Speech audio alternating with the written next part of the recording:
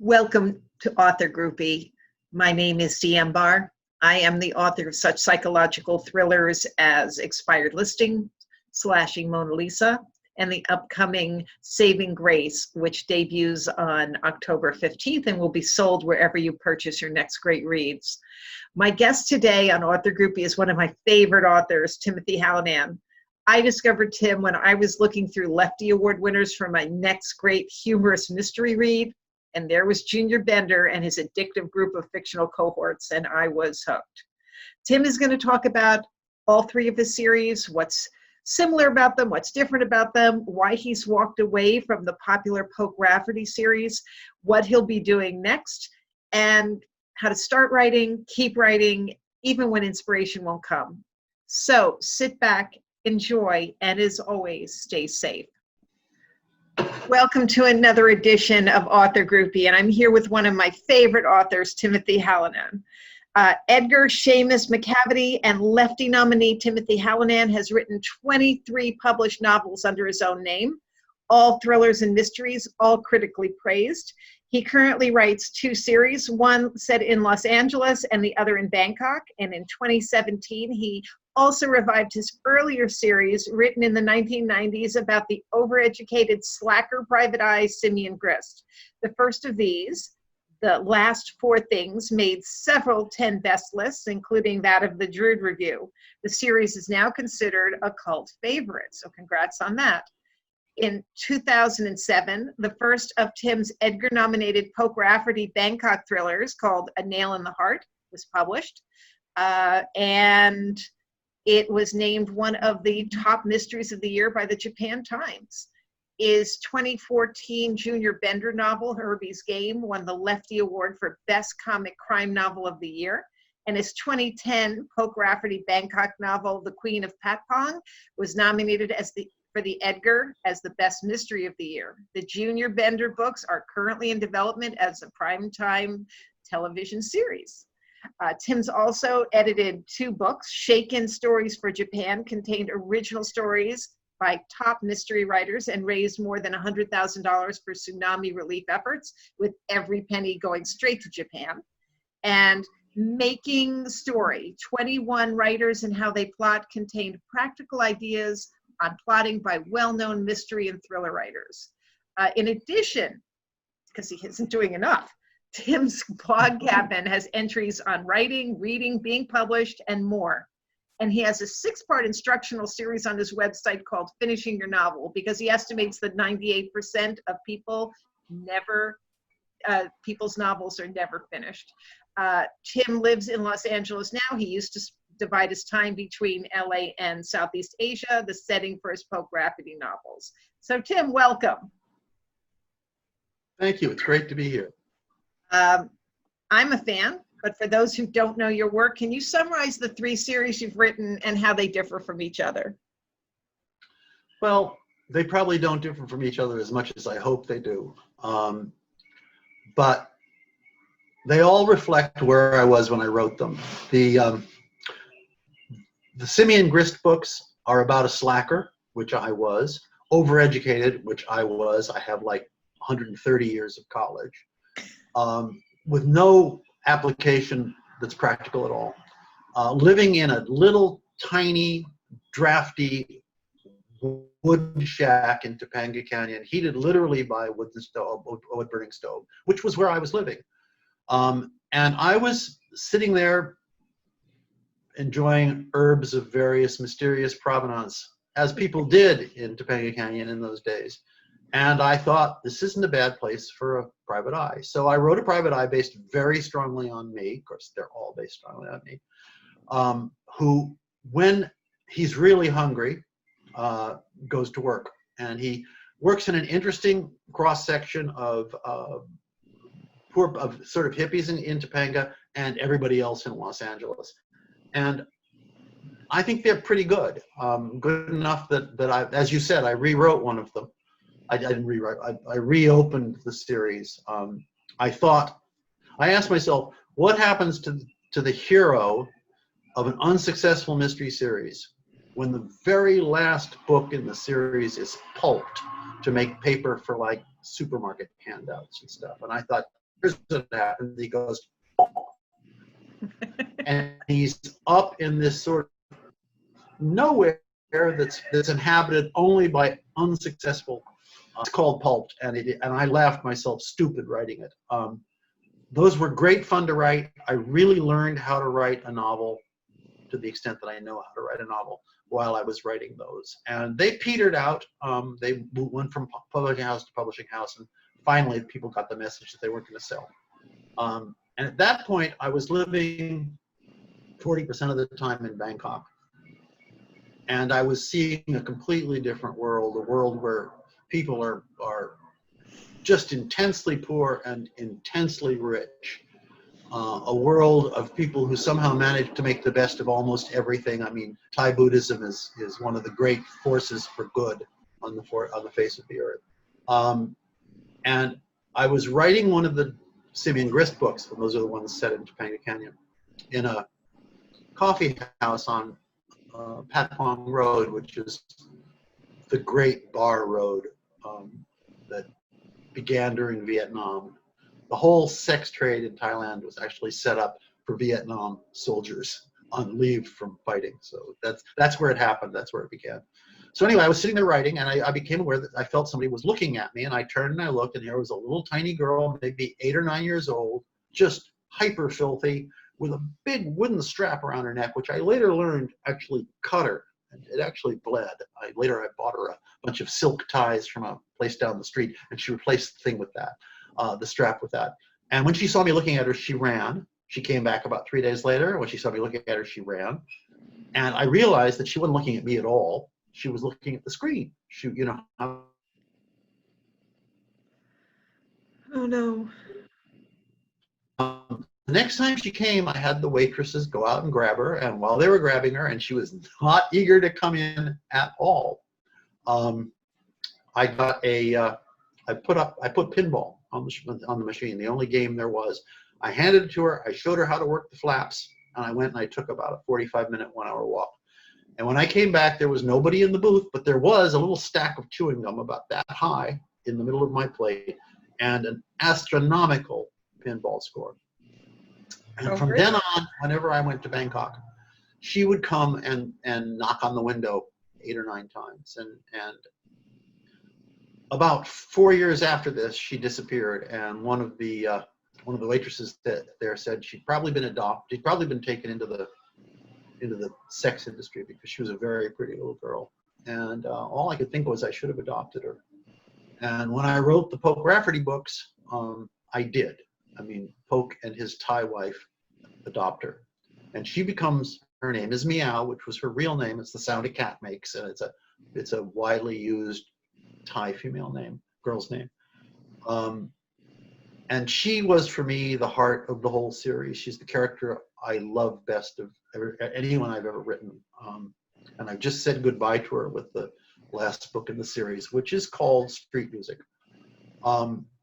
And the third series is about a burglar for crooks named Junior Bender, a private eye for crooks named Junior Bender. He's a burglar. He's the smartest guy in the room, and that gets noticed by some hyper crooks. I made up this whole echelon of crooks in Los Angeles, which people actually think is real. And he's forced to work as a private eye for when someone has done something bad to a crook. Junior gets designated to handle it, which means that if he gets too close to the people who did it, he could get killed. If he doesn't catch the people who killed it at all, he could get killed. And one way or the other, he could get killed. I think they're very funny. They're really fun to write. The one I'm writing right now is called Rimshot, and it takes place during the last 3 days of the worst oldies rock and roll tour in history. I was in rock and roll. I made records, we sold songs, I did all sorts of stuff. This is the first time I've ever written about it, and it's really fun. That book is called Rimshot. So that's it. I mean, that's it. That's pretty much what I've done. I'm working on a new series now that's set in 1932 at Warner Brothers Studio, where they're shooting the Busby Berkeley musicals that went out and entertained Depression America. And it's about a chorus girl, which is what they were called then, named Mitzi, not Mitzi, another name. I'm terrible with names. Winnie. Really? And Winnie is the smartest person in the room. And although at that point, Chorus Girl was just barely above the level of furniture on the Warner Brothers lot, which is why anybody will say anything in front of her. And I'm having a great time writing that. I learned about 6 months ago, I don't know if you know this, but tap dance is Black. It's 100% Black. It was invented by Black people. When Charles Dickens visited America in the 1860s, the thing that impressed him most was a Black man tap dancing in Georgia. And he wrote about it for the rest of his life. Wow. So when you see tap in the 1930s movies, all these elegant white people tapping, they learned it all from Black people. And I've got a kid who's 23 years old, a Black kid, who teaches the chorus girls to tap, because these girls were cast for their legs and their smiles. And he's just walked into the book, and I'm really happy that he's there. So this is just taking shape now. I think it's going to be really interesting. I don't think there's any market for it, but I think it's going to be really fun to write. So there's a long answer. When I was growing up, I loved watching those movies. My dad made me watch them with him, and I loved them. So I'll be a reader. So I want to actually. Good. I'm glad to hear it. Shoot. Go ahead. Sorry. We have an overlap, everyone, just so you know.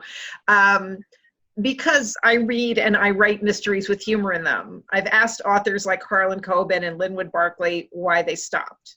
And they told me it was because humor doesn't sell. And even Brad Parks has become more serious. But your experience with Junior Bender has been different. So I'm curious, why do you think humor is usually difficult to sell? And what have you done to beat the odds?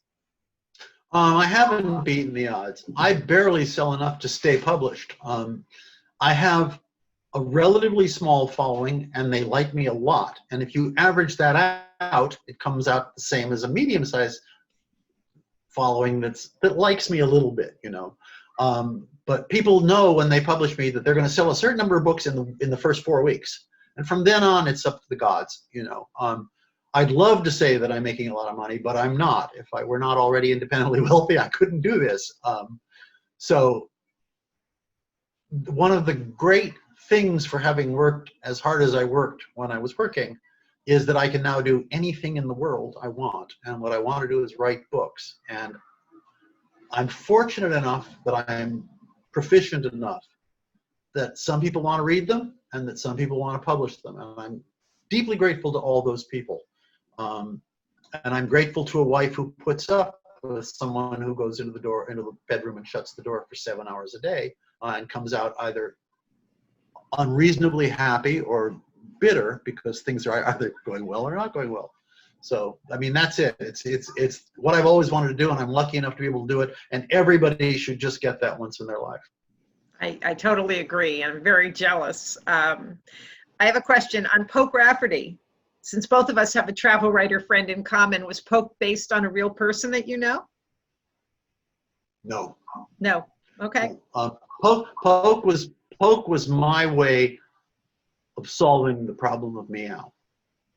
Okay. And I mean, I could solve it fictionally. And also at that time I was living in Bangkok, and there was a huge glut of novels about uninteresting white guys who go to Thailand, and beautiful brown girls hurl themselves at these dunderheads.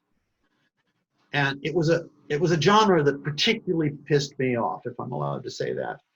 So the very first scene in the very first book in the Poke Rafferty series is a guy holding his adopted daughter's hand, following his wife down the street while they're grocery shopping. And I thought, this is a tip-off. This is not a book in which beautiful brown women hurl themselves at uninteresting white men. And from then on, since I put meow in the very first scene, and I don't know where I'm going. I didn't know how these were going to develop. She really became the latchkey to the whole thing. If I knew where she was emotionally, I knew what was happening in the whole family. Fair enough. So you've set your novels where you live. And as a teacher of writing, do you believe that you would have to live in a city to set a series there convincingly? And if not, how do you go about making it sound realistic?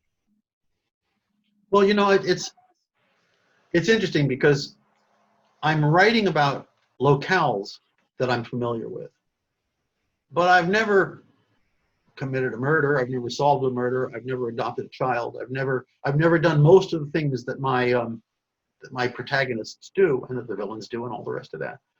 And I believe that writing is a matter of taking what you know and stretching it until it's transparent so that you can embroider it with things you don't really know anything about, but that you might be able to talk about convincingly. And, I never know when I'm writing whether it's good or terrible. I read every book I write to my wife, who has an absolute eagle eye. And when she starts to snore, I know I'm in trouble. When she asks me a question, I draw a line down the page because something's wrong on the page. I learn more out of that reading than I do from all the warm-up that I do, all the research, which isn't much, to tell you the truth. I believe that the thing about writing, one of the things about writing, is to be talking directly to one person. You're talking to the person who's reading the book. And the nice thing about reading a book to someone is that, there's that sort of thread between you and the person you're talking to. And when the connection's strong, the thread is taut. And when it isn't, it sags. And when that thread between my wife and me sags, I know something's wrong with the book. So, I think it's a matter of imagining. I did write about Bangkok. I did write about Topanga. I am writing about Los Angeles. But I'm not a murderer, and I'm not a bank robber, and I'm not a girl, and I'm not a whole bunch of other things. Sure. I honestly think that experience may be overrated. It's a stupid thing to say.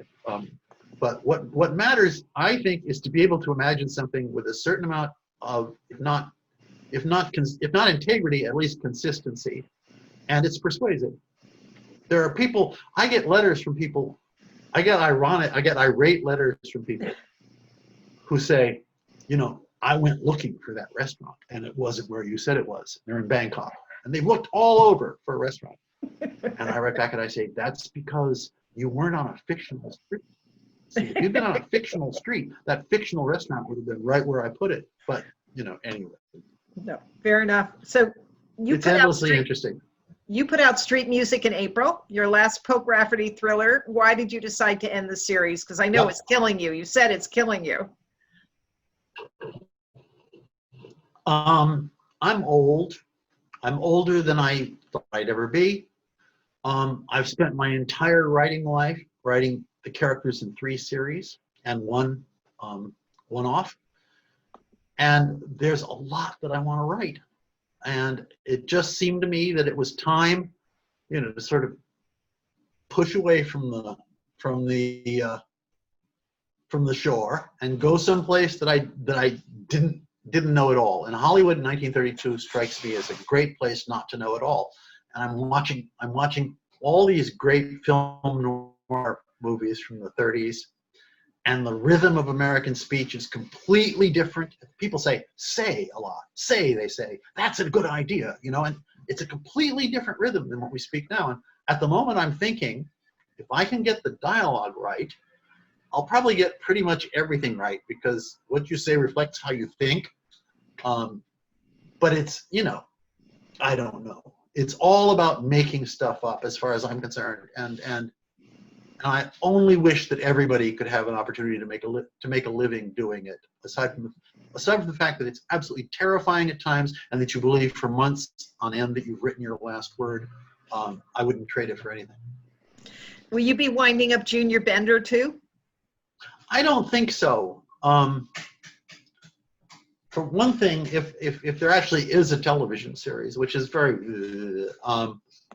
it would be stupid because I'd make a lot of money. But also, Junior is an excuse to write people I've never written before. Right now, I was in rock and roll, and we made albums. We did, but I've never written about rock and roll. And writing over the hill rock and rollers, I'm having so much fun I can't see straight. All these fragile egos that used to be big enough to fill the room, and now they've shrunk down to this little defensive thing. But I used to be.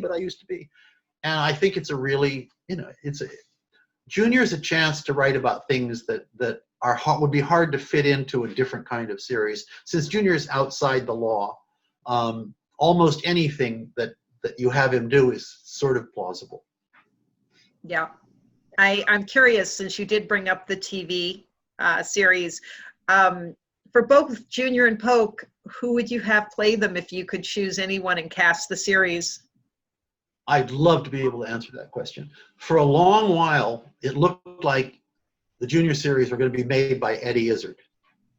Ah. And Eddie, who I think is maybe the funniest man in the world, is obviously not Junior. Yeah. And by the way, they developed a script that just stunk. I don't know. I always say that the worst developed character in crime fiction is always the detective, because the detective is essentially just the writer on a good hair day, and he doesn't question who his hero is, because it's him. Everybody, I know who this guy is inside out. I could probably cast almost any other part in the series better than I could cast the leading characters. I mean, I'd be perfectly happy with any major star who'd don't get me wrong. I'll be thrilled with any major star who wants to do it. I mean, there's a fear. Even if it's a female. That would be very cool. Yes, a female Poke Rafferty? No, that doesn't work. I think one of the fears, I know that my fear when they develop my books will be that they'll screw them up. So isn't it hard to give up that control? Don't you want to sort of be the screenwriter? I've had two really big shot people take a shot at these things. The Poke Raffertys were bought by the guy who directed The Green Mile. I mean, he directed a dozen great movies, Frank Darabont. Wow. And he hired a really good screenwriter to write the first hour. It was going to be an ongoing, like a 24-hour TV series that would be on cable and stuff. And it was awful. It was just awful. Eddie Izzard's people developed a really crappy script for the juniors. I mean, I should not be saying this out loud, but what the hell? No, I'm not eager to do it. I don't know how to do it. Raymond Chandler said that when he first decided to write, he had a character. He said it took him 6 weeks to get his hat off. Chandler couldn't figure out how to get the character to take his hat off. I feel like I have learned so many things that seem so simple if you're just reading a book, and they're so complicated. I have really no interest at all in trying to move into a whole different form. I'm too old for new tricks. But I'd love it if somebody good did it. Yeah, that sort of answers my next question. So good ask, since I researched you, I found out that you wrote with some of the members of Bread before they were Bread. I guess they were just yeast at the time. And I was wondering. They hadn't risen yet. Yeah, and I was just wondering if you miss songwriting and want to dabble. No, it was the only time I ever collaborated. And I collaborated with a guy with a huge amount of talent who wound up in Bread and wound up winning an Academy Award for a song, Love, Look at the Two of Us, Strangers, and Lovers and Other Strangers. And, it was okay. And it was great to be in a band, and it was fun to tour. And it was, and there were side benefits to being on a rock and roll stage that I won't discuss. But I'm not by nature a collaborator. I like to do it all by myself and not have to explain to anybody until my editor wades in and says, "Why in the world did you do this?" And my editor's always right. Yeah, I actually totally agree with you. I'm not big on teamwork, and when my daughter's school called and said that my daughter wasn't doing well on teamwork, I was like, that's fine. That's my girl. That's really? My girl. I'm not big on teamwork. Sorry to my boss if he hears that, but I'm not big because I feel like people are glomming onto your talent. But aside I'd be happy if I'd be happy if more people glommed onto my talent. I really wouldn't mind writing bestsellers, but I also feel that I don't know anybody who's as lucky as I am. Just to be able to do nothing except what I love best in the world. That's enough. Well, you've said in interviews that you're a very anxious person, so I'm wondering how an already anxious person is dealing with the pandemic. The pandemic is nothing compared to the fact that my new junior fell apart on me about 14 days ago. And I'm this uniquely self-centered answer, but when you're a writer, when that whole world hits a rock, that's really all you think about. The pandemic is interesting because my wife and I just moved out of a very large house that we loved into a very much smaller house that we don't love, and immediately we were sentenced to solitary confinement for 3.5 months. So it has tested the strength of our relationship. She's coming through the room right now, and she's smiling knowingly. And, and it has sent me to my keyboard because, that's a world I can control. But, I don't know. This is something that I do now as reflexively as I breathe in and out. And sooner or later, everything relates to it. The pandemic immediately related to the story that I was writing. So, if this is the worst thing that happens in our generation, assuming that it doesn't get a lot worse, which I have no faith that it won't, all things considered, we'll be lucky. We're not living through World War II. We're not living through the Nazis. We're not living through a lot of the Blitz of London. Yeah. I appreciate that you didn't publish your first book till you were 40. That gives a lot of writers hope. And I know that for some books you sequestered yourself in Thailand and wrote a book in 8 weeks, but you've also said that when you started writing, you were working 60 hours a week, which might be more typical for listeners who want to write a book. How did you find the time, and what strategies did you have to put in place to get that first book done? I had a unique job. My partner and I started as a public relations firm, and one day we looked at each other and we said, let's never again represent anything. We were doing television and film. Let's never again represent anything that we wouldn't watch, period. No more junk. And everybody thought we were crazy, and we walked away from the firm we worked for, which was the biggest one in Hollywood, and set up our own little shop. And by the time I'd been doing that for 8 or 9 years, we had clients around the block who were doing the greatest stuff in the world. I mean, I worked with Katharine Hepburn, I worked with Laurence Olivier, and there wasn't any competition. And we did this solely because we were working from our hearts. We wanted to do work on stuff that we really, really thought was worth talking about. So when I decided to write, I could take time off. And when I decided that, I was going to live in Bangkok part-time, I could take time off. One of the things about Bangkok was that it made it difficult for people to phone me. Among other things, there's this terrible time lag. But I was at a stage in my life when I thought, what matters is to do what I want to do, and I'm not going to do it if I wait much longer. So it was kind of an existential call. Am I going to go on making money and doing things for other people, which was great because I loved what we were doing, or am I going to make the great experiment and see whether all this kind of noodling that's happening in my head all the time could actually become an organized pasta? Is there anything there that I could actually develop and sustain over a story that people would want to read? And that's why I started writing, to see if I could do that. And once I had done it, there was no way to stop me, because it was both the worst agony and the most fun I've ever had. So what's your writing schedule like now? I think you said 7 hours a day so that you can avoid the house and your wife. Pretty much. It's always been as many hours as I could get. It takes me an hour and a half just to make a sentence that joins up with the sentences in front of it. I have to work in concentric circles, getting closer to where I left off. I can't just pick it up and, oh no, he said, raising one eyebrow, I wouldn't do that if I were you. I can't do that. You know, I mean, not that I would want to. That's terrible. But, you know, I back up maybe 20 pages and I read it really carefully and I change it. And by the time I get to the white space, I usually kind of know where I'm going. Yeah. And then I'm wrong for a page or two. And then finally I get it right. And then, of course, as you know perfectly well, there are long stretches during which you cannot get it right. And you think, you know, okay, the world ended and I didn't notice.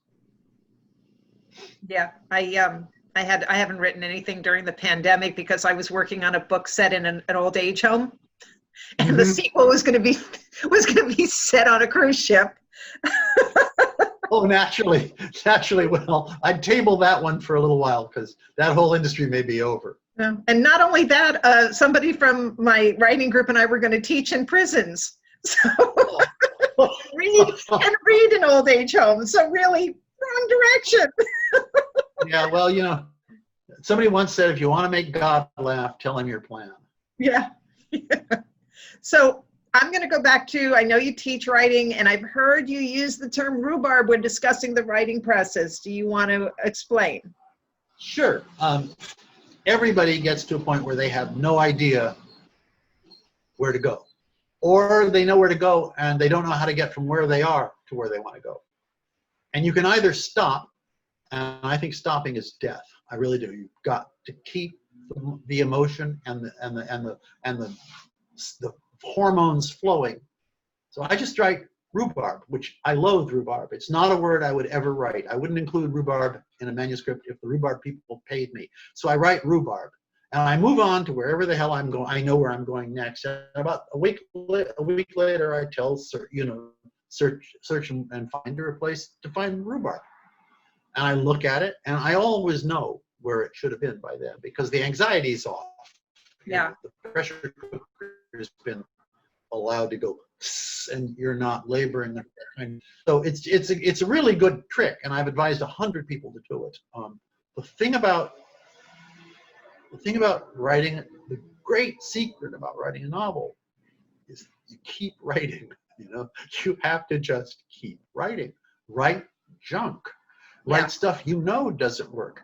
Write stuff, introduce characters you know don't even belong in the book, but sooner or later you're going to find that you've hit the vein that you lost. And furthermore, because you've departed so drastically from where you thought you were going, you may have learned something about your story that you wouldn't have come up with if you hadn't hit the rocks, so to speak. So I hope you can hear that. That's a weird sound. World War II just. I know that a good friend of mine, when I was writing my first book, said just vomit it out and edit it later. And absolutely nothing was truer. Absolutely right. What's the wonderful book, Bird by Bird? As the woman who wrote the book, whose name escapes me at the moment, Anne says, Lamott. The great Anne Lamott.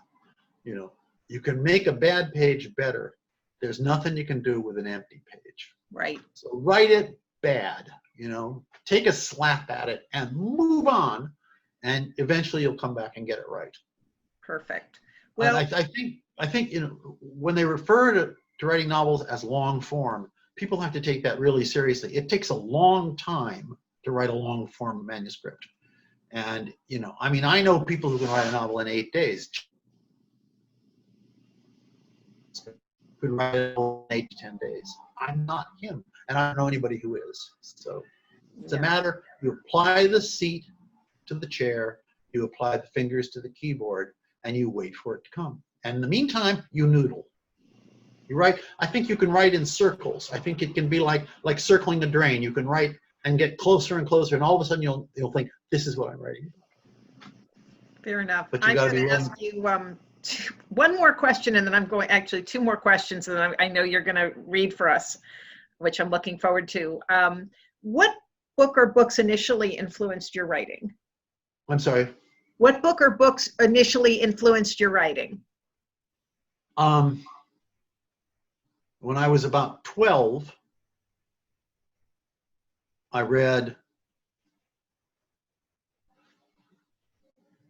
John D. MacDonald, the Travis McGee books, and his storytelling just staggered me. And then I read oh, for heaven's sake, I read Gone with the Wind. Oh, Gone with the Wind, I wasn't interested in the world that the book depicted. What got me was that I did not believe, I had no idea that there were characters, that you could read characters who are realer to you than the people in your life.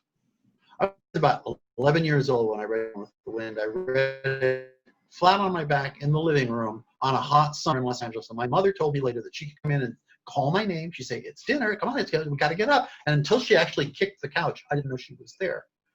So those two books, those two writers, probably more than anything, the idea from Gone with the Wind was that what matters is characters. Story is important, but people read people. And whatever else that book is, and God knows it's a lot of things, those are four of the most vivid characters in American fiction. So there's that. absolutely. My last question before you read, you're very vocal on social media, which I love, and you're also very politically opinionated. Do you think that helps or hurts when building a fan base? I think it hurts. Do you think you've I think lost it hurts. followers because of your views? Yeah, I think I've lost. I've had mail saying, "I can't read you anymore," you know, Wow.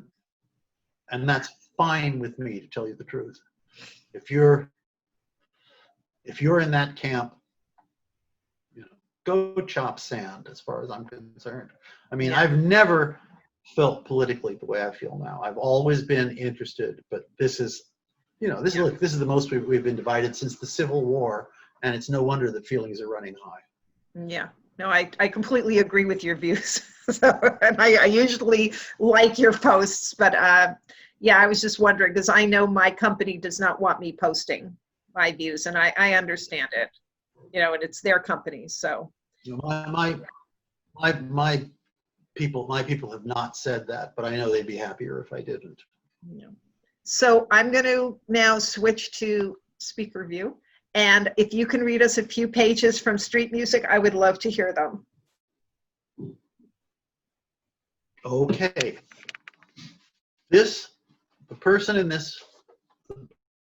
who is the object of this is a 19-year-old girl named Ham, who lives in a very poor village in northern Thailand, and who was married the wrong man, and has gone to live in his mother's house, and she has the wrong mother-in-law too. Her mother-in-law is an absolute beast, whose idea of handling a crying child, because by now Ham has a baby that's a year and a half old, is to slap it.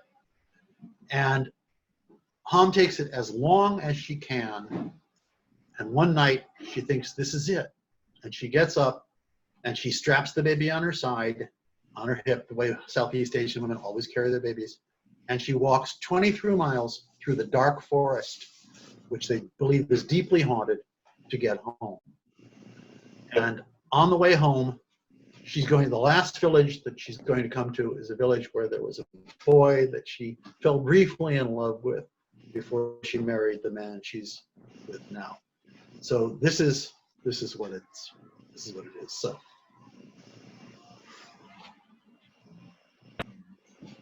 when she saw him again, and his midnight black eyes, if she saw him again, she'd be carrying a baby. That was, of course, a completely different story. Not so many possible endings, not so many of them happy. He could be married, she suddenly thought, surprised at the pang of regret that accompanied the notion. She'd barely known him. It had been 8 years ago. It had been years ago. She was married. She was carrying a baby. It was a whole new life, one with no clearly marked exit. What had she done to herself? This was, she supposed, what her mother had meant when she talked about growing up, that mysterious stage of life when she would have responsibilities, when people would depend on her, when she could no longer claim not to know better. Now, she supposed, she knew better. And what she had learned was that some doors, when closed, could not be reopened, and that the doors that locked most permanently were the ones between you and the times when you were happiest. The surprise, it turned out, about knowing better was that it was mostly for the worst. Time only moved in one direction. It moved you away from when you were happiest, and it dragged you with it. So the boy might still be in the village. He might still have the world's darkest eyes, but she was no longer someone who could catch those eyes in a rearview mirror and ask herself even lightly whether he was her future. The future was here, and in it she was a woman with a child and a husband and a mother-in-law. She was a woman who hadn't laughed in months, who seemed to have lost a map to any place where she could laugh. And so, in the end, when she saw the village, his village, she skirted it, head down, like someone who had stolen something there long ago and was afraid she'd be recognized. When she was on the other side, she drew the deepest breath of her life, kissed her smelly child's forehead, and struck out for home, whatever and wherever that was now. Oh my God, that was gorgeous. I love that. Really, really good. This book, see, she's the central character of the longest part of this book. Poke and Rose aren't even on in that point. And I've obviously never been an impoverished young girl in the northeast of Thailand, but when you need it, it comes. And I really feel like that's kind of a female thing that I just read. I mean, I really feel like that's convincingly female. And that used to terrify me. Writing women used to terrify me. So good. I'm glad you liked it. Thank you. I thought it was poetic. It was really beautiful. And I want to thank you for being so generous with your time. I've kept you a long time. It's been wonderful for me. I'm sure all of our viewers are going to enjoy. I wish you best of luck with this release and with the future books that you're writing. And I want to just hope that you stay safe. Thank you. And I hope your books are coming out well too, and that you've got one coming soon. Coming out October 15th. Yeah. Good for you. You missed the fatal shutdown. Anyway, yeah, thanks no, so much. I don't think so. Well, the problem is, of course, there were no bookstores. My book was released into a world with no bookstores. By the time your books come out, there will be bookstores, at least. They'll be different, but they'll be bookstores, I think. I hope so. So anyway, thank you so much. Good luck with it. Good luck. Thank you.